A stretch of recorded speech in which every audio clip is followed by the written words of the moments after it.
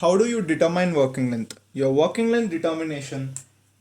There are so many techniques for this working length determination, but the two major working length determination techniques. One is your radiographic technique,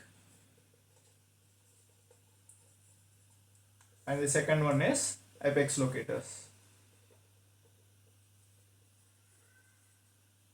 These are the two techniques that are very reliable during the working length determination and which are very much followed.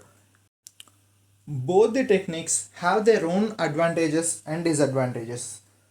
So it's always the best that you use both the techniques parallelly.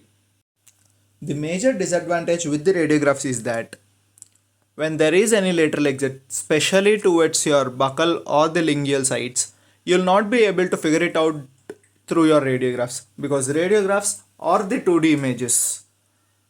But coming to the apex locators, they will give you the proper reading when the apex is reached, which will not be seen through the radiographs.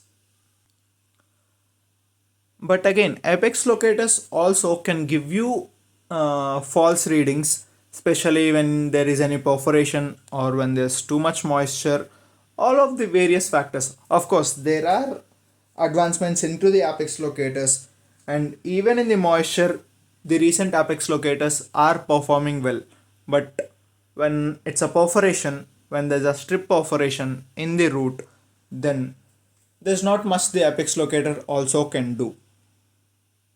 So without using the radiograph, if you blindly follow the apex locator and there was some ledge or a perforation which is leading into the periapical tissues, then apex locator also will give you a false reading, which will again result in an endodontic failure.